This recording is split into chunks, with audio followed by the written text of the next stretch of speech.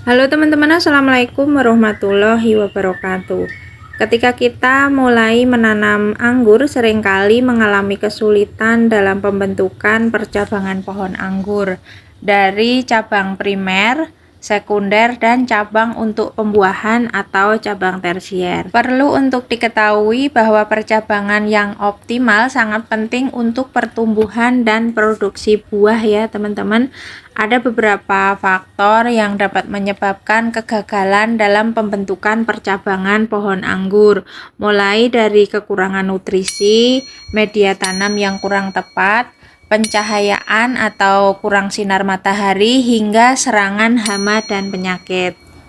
Nah, ini ada contoh pohon anggur yang mengalami kegagalan dalam pembentukan percabangan yang disebabkan oleh beberapa faktor yang sudah saya sebutkan tadi ya teman-teman. Ini ada anggur varian transfigurasi ya teman-teman, hasil sambung pucuk.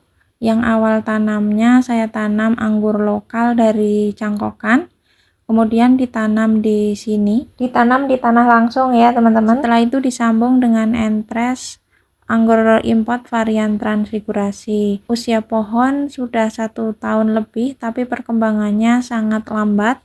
Ini nanti bisa kita upayakan agar pertumbuhannya bisa bagus dan akan dipangkas di batang primer untuk pembentukan cabang baru atau setting ulang cabang sekunder dan tersier. Ada hal yang perlu kita perhatikan saat kita akan setting ulang percabangan pohon dengan cara dipangkas. Pertama, kita perhatikan pertumbuhan pucuk-pucuknya dulu ya teman-teman, apakah tumbuh normal atau tidak.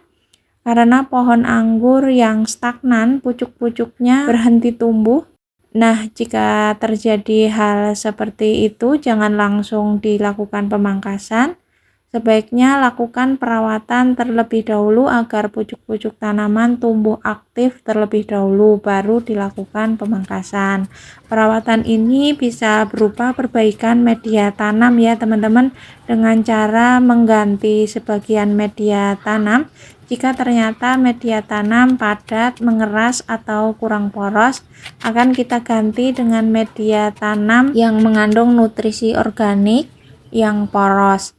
Nah, ini kita gemburkan dulu dan sebagian tanah yang mengeras diambil sebagian. Kemudian untuk menetralkan pH tanah, tak lupa kita taburi dengan kapur dolomit, ditambahkan pupuk kandang dan sekam bakar agar media tanam menjadi poros. Nah, ini media tanam sebagian sudah diambil, kemudian kita taburi kira-kira 2 sendok makan kapur dolomit untuk menetralkan pH tanah ya teman-teman. Jika terjadi keasaman atau media tanam terlalu basah, agar netral kira-kira menjadi 6,5 pH-nya. Setelah itu kita tambahkan media tanam dengan pupuk kandang yang sudah difermentasi, dicampur dengan sekam bakar agar media tanam subur dan poros.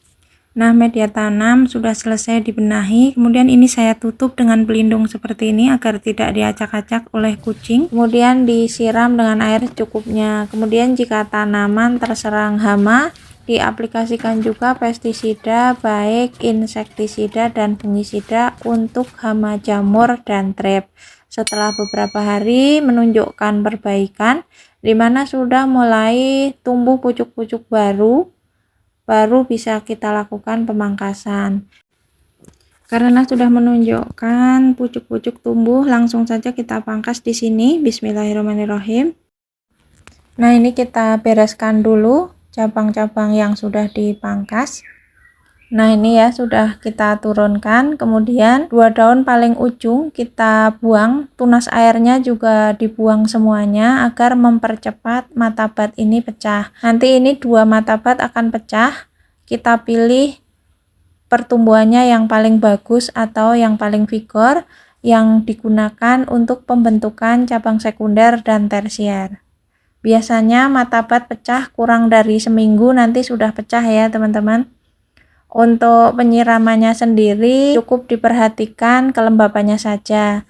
Setelah itu akan kita aplikasikan insektisida dan fungisida secara bersamaan. Ini kita oplos saja. Saya menggunakan reagent dan antrakol. Kita semprotkan dari batang primer paling bawah kemudian sampai ke atas.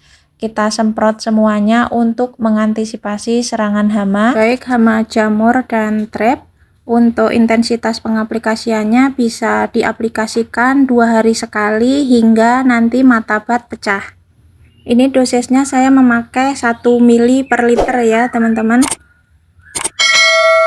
Nanti akan kita update selanjutnya setelah mata bat pecah di segmen video yang lain khusus tentang pembentukan cabang tersier dari tunas air.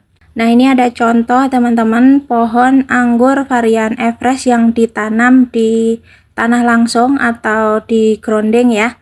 Nah, ini varian Everest sudah sebesar ini, usia tanam 2 tahunan lebih ya. Sudah pernah panen 3 kali dan sekarang sudah berbuah yang keempat kalinya. Insya Allah nanti bisa panen lagi. Model rambatan, tulang ikan kiri kanan. Awal pembentukan cabang tersier semuanya dari tunas air ini ya teman-teman. Terlihat seperti ini. Dan yang sebelah sana itu buah-buah anggur Everest. Ini panjang sekundernya kurang lebih 2 meteran dan terdiri dari beberapa cabang tersier. Saat awal pembentukan cabang tersier juga mengalami kendala, kemudian dipangkas di sebelah sini. Nah, ini akhirnya sudah terbentuk seperti ini. Ada lagi contoh. Kalau yang ini anggur varian Tamaki ya teman-teman. Ini juga saat pembentukan percabangan juga mengalami kendala, berhenti tumbuh. Kemudian dilakukan langkah-langkah seperti yang di awal video tadi. Kemudian dilakukan pemangkasan di tengah-tengah batang primer ya, di sini. Kemudian dibiarkan tumbuh ke atas hingga mencapai para-para.